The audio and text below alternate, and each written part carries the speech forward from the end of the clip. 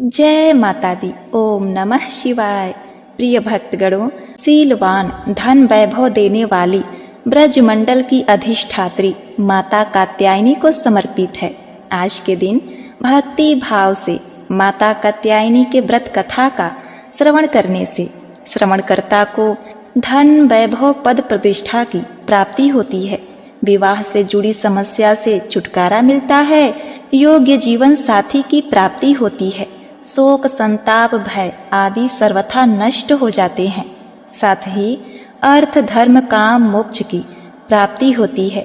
व्यक्ति पापों से मुक्त होकर माता की कृपा का पात्र बनता है। तो आज मैं सुना रही हूँ माता कात्यायनी की बड़ी ही दुर्लभ तथा पौराणिक कथा। तो आप सभी भक्तगण इन कथाओं को बड़ी श्रद्धा तथा प्रसन्न चित्त मन से सुनिएगा। जब पृथ्वी पर असुरों का उत्पात बहुत बढ़ गया था, तब ऋषि मुनियों समस्त प्राणियों को दुष्ट असुरों के अत्याचार से मुक्ति दिलाने के लिए माँ आदि शक्ति कात्यायनी रूप में प्रकट हुई थी। कत नामक एक प्रसिद्ध ऋषि थे। उनके पुत्र का नाम कात्य ऋषि था। इन्हीं कात्य ऋषि के गोत्र में अति प्रसिद्ध महर्षि कात्यायन का जन्म हुआ। महर्षि कात्यायन माँ जगदम्बा के परम भक्त थे।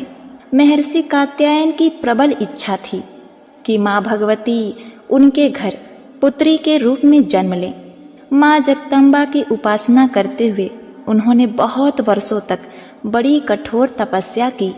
माँ भगवती ने उनकी तपस्या से प्रसन्न होकर महर्षि कात्यायन के घर में जन्म लेना स्वीकार किया। अश्विन कृष्ण चतुर्थी को ये महर्षि कात्यायन की पुत्री के रूप में माँ जगदम्बा का जन्म हुआ। जन्म के उपरांत कात्यायन ऋषि ने माता आदि शक्ति की विधिवत पूजा का आयोजन किया। शुक्ल सप्तमी अष्टमी तथा नवमी तक 3 दिन उन्होंने कात्यायन ऋषि की पूजा ग्रहण करके दसवीं को महिषासुर का वध कर दिया था। महिषासुर का वध करने के पश्चात समस्त देव मानव लोकों में माँ दुर्गा की जय जयकार करने लगे। कात्यायन ऋषि की पुत्री होने के कारण ये माताजी कात्यायनी के नाम से विख्यात हुई। इनसे जुड़ी एक दूसरी कथा और भी है। इस कथा के अनुसार महर्षि कात्यायन ने सर्वप्रथम माँ कात्यायनी की पूजा की, इसी कारण यह कात्यायनी कहलाई। माँ कात्यायनी अपने भक्त को निश्चित फल प्रदान करती हैं। भगवान कृष्ण को पति के रूप में पाने के लिए ब्रज की गोपियों ने इन्हीं की पूजा कालिंदी यमुना के तट पर किया था। ये ब्रज मंडल की अधिष्ठात्री देवी के रूप में प्रतिष्ठित हैं। भगवान श्री कृष्ण ने भी माता कात्यायनी की पूजा की थी। इनका स्वरूप अत्यंत ही भव्य और दिव्य है। इनका वर्ण सोने के समान चमकीला और उज्जवल है। इनकी 4 भुजाएं हैं। माता जी का दाहिनी तरफ का ऊपर वाला हाथ अभय मुद्रा में है तथा नीचे वाला वर मुद्रा में है। बाईं तरफ के ऊपर वाले हाथ में तलवार और नीचे वाले हाथ में कमल पुष्प सुशोभित है। इनका वाहन सिंह है। इनकी भक्ति को परिपूर्ण आत्मदान करने वाले ऐसे भक्त को सहज भाव से माँ कात्यायनी के दर्शन प्राप्त होते हैं। माँ कात्यायनी की भक्ति और उपासना द्वारा मनुष्य को बड़ी ही सरलता से अर्थ धर्म काम मोक्ष की प्राप्ति होती है। उसके रोग शोक संताप भय आदि सर्वथा नष्ट हो जाते हैं। प्रिय भक्तगणों, अब आइए सुनते हैं कन्याकुमारी माता की कथा। शिव पुराण में लिखित एक बहुत ही प्रसिद्ध कथा के अनुसार वाणासुर नाम के एक असुर ने देवताओं को अपने कुकर्मों से पीड़ित कर रखा था। सभी देवता इस असुर से मुक्ति पाना चाहते थे, लेकिन कोई भी इसे मार नहीं पा रहा था, क्योंकि इस असुर को भगवान शिव की ओर से वरदान प्राप्त था कि उसकी मृत्यु केवल कुंवारी कन्या के हाथों से होगी। यह वरदान उसे भगवान शिव की कड़ी तपस्या के बाद मिला था। उसी राक्षस का वध करने के लिए आदि शक्ति के एक अंश से एक पुत्री को जन्माया गया। इस पुत्री का जन्म एक राजा के घर हुआ। राजा के 8 पुत्र और एक पुत्री थी। इसी पुत्री का नाम रखा गया कन्या। इस कन्या को भगवान शिव से प्रेम हुआ और उन्हें पाने के लिए कन्या ने कठोर तपस्या की। उनकी तपस्या से भगवान शिव प्रसन्न हुए और विवाह का वचन दिया। विवाह की तैयारी शुरू की गई। भगवान शिव तय कार्यक्रम के अनुसार कैलाश से बारात लेकर चल दिए। बारात कन्याकुमारी से लगभग 12 किमी दूर सुचिंद्रम गांव में ठहरी। उधर कन्याकुमारी का विवाह होते देख देवतागण परेशान हो गए कि अब बाड़ासुर का वध कैसे होगा। पहले तो उन्होंने देवी को समझाने का बहुत प्रयास किया, लेकिन जब बात नहीं बनी तो छल का सहारा लिया। विवाह का समय ब्रह्म मुहूर्त रखा गया, लेकिन नारद जी ने आधी रात को ही मुर्गे का रूप लेकर बाग दे दिया। शिव जी को लगा कि सुबह हो गई और वह ब्रह्म मुहूर्त पर नहीं पहुंच पाएंगे, इसीलिए भोलेनाथ बारात लेकर वापस कैलाश पर्वत पर लौट गए। उधर दुल्हन के रूप में तैयार देवी ने जब देखा कि बारात नहीं आई तो वह दुख और क्रोध से भर उठी। उन्होंने क्रोध में आकर बारात के लिए बना सारा भोजन समुद्र में फेंक दिया। कहा जाता है कि कन्याकुमारी के तट की रेत में आज भी कई रंग बिरंगे पत्थर के कण मिलते हैं जो देखने में दाल चावल जैसे लगते हैं। प्रिय भक्तों, बारात लौटने के बाद देवी कुमारी के दिव्य सौंदर्य की चर्चा वाड़ासुर तक भी पहुंच गई। उसने देवी के पास विवाह का प्रस्ताव भेजा। देवी के मना करने पर वह जबरदस्ती पर उतारू हो गया। तब वाड़ासुर और देवी में भयंकर युद्ध हुआ, जहां देवी ने चक्र से उसका वध कर दिया। वाड़ासुर के वध के बाद परशुराम और नारद जी ने देवी से कलयुग के आखिरी तक उसी जगह पर रहकर आसुरी शक्तियों से लड़ने की प्रार्थना की, जिसे उन्होंने स्वीकार भी कर लिया। इसके बाद परशुराम ने समुद्र तट पर एक विशाल मंदिर की स्थापना की, जहां कन्या रूप देवी को स्थापित किया गया। मंदिर में देवी की काले पत्थर की प्रतिमा है। इनके दाएं हाथ में एक कमल है। प्रिय भक्तगणों, उन्हें देखने पर ऐसा लगता है मानो 16 श्रृंगार में देवी आज भी शिव जी के आने का इंतजार कर रही हूँ। एक बार प्रेम से बोलिए, जय माता कन्याकुमारी, जय हो माता कात्यायनी, ओम नमः शिवाय। अब आइए सुनते हैं माता रानी की दूसरी कथा। माँ दुर्गा को शेरावाली के नाम से पुकारने के पीछे एक कथा भी प्रचलित है। इस कथा के अनुसार भगवान शिव को अपने पति के रूप में पाने के लिए माँ पार्वती ने हजारों वर्षों तक तपस्या की थी। इस तपस्या का तेज इतना अधिक था कि पार्वती माता का गोरा रंग सांवला पड़ गया था, लेकिन तपस्या सफल हुई और माँ पार्वती को भगवान शिव पति के रूप में प्राप्त हुए। एक बार शाम के समय माँ पार्वती और भगवान शिव एक साथ कैलाश पर्वत पर बैठे थे। तभी हंसी हंसी में माता पार्वती को शिव जी ने काली कहकर पुकारा, लेकिन वह पार्वती जी को बिल्कुल अच्छा नहीं लगा। उन्होंने तुरंत कैलाश छोड़ दिया। वो वन में तपस्या करने चली गईं, जिससे उनका गोरा रंग उन्हें वापस मिल पाए। जब वे वन में तपस्या कर रही थीं, तब एक शेर वहां आ गया और उन्हें खाना चाहता था, लेकिन माता की तपस्या को शेर चुपचाप बैठकर देख रहा था। माता रानी ने वर्षों तक तपस्या किया।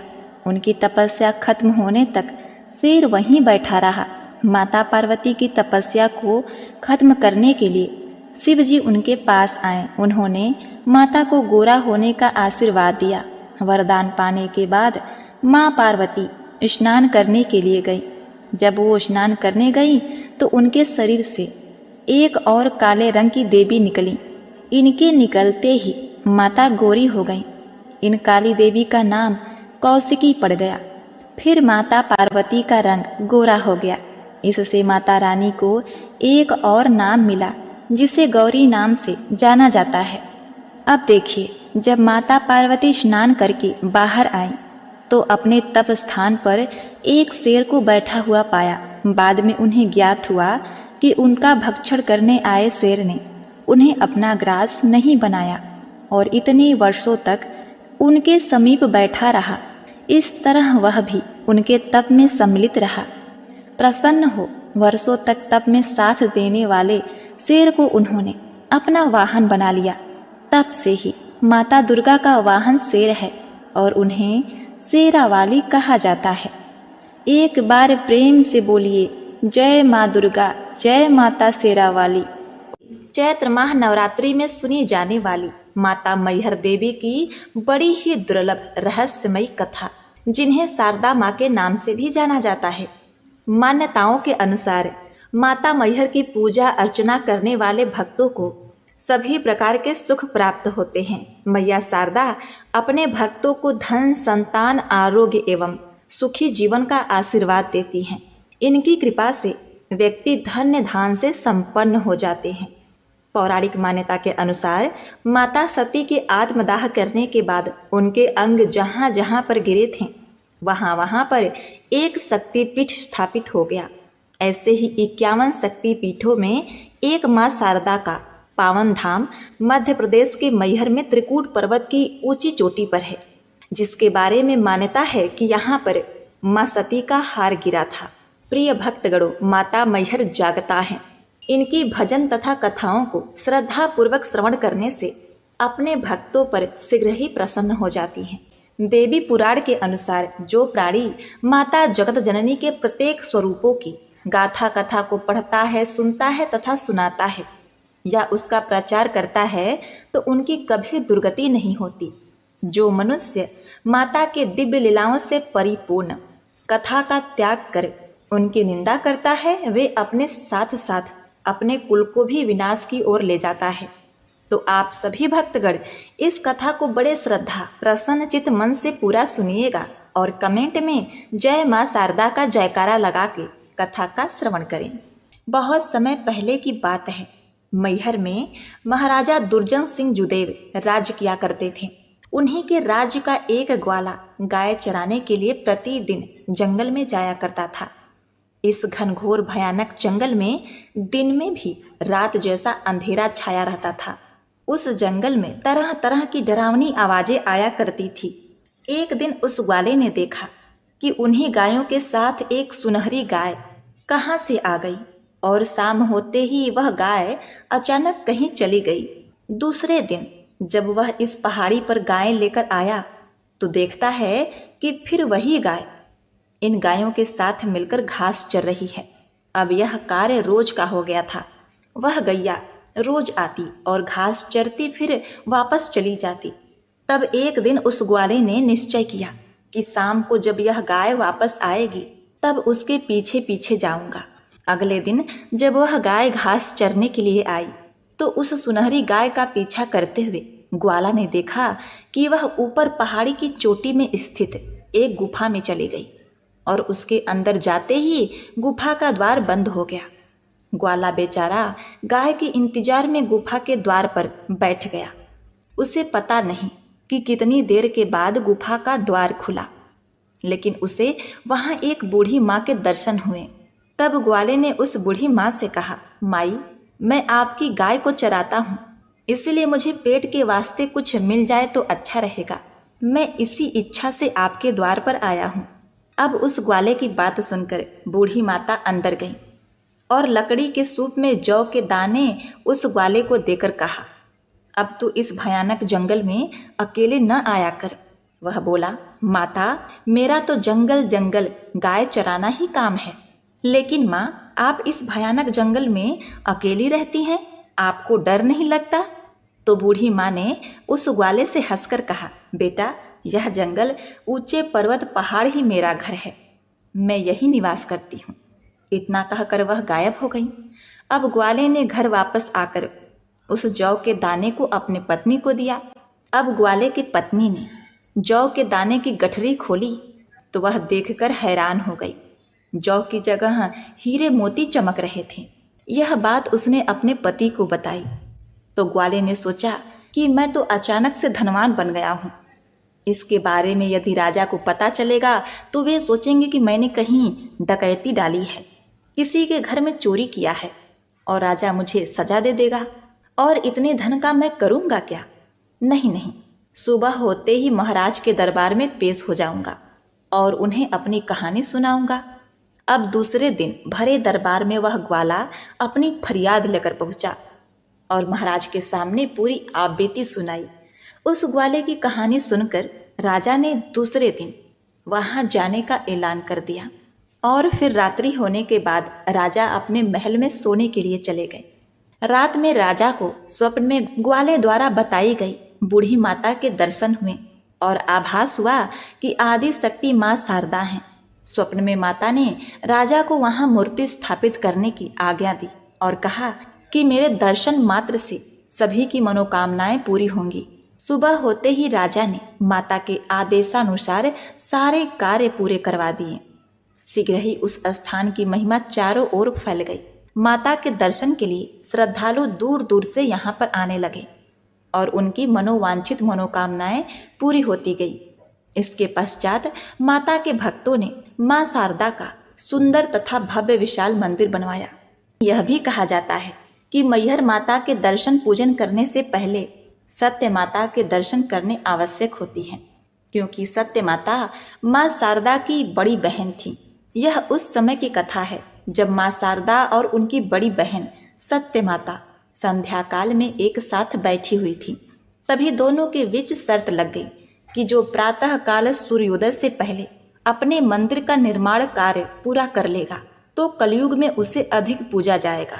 दोनों ने शर्त के मुताबिक मंदिर निर्माण शुरू कर दिया और देर रात भोर से पहले मां शारदा ने अपनी पर्वत श्रृंखला के ऊपर मंदिर निर्माण के दौरान एक दिया जला दिया, क्योंकि सत्य माता मंदिर से मां शारदा का स्थान पूर्व की ओर था।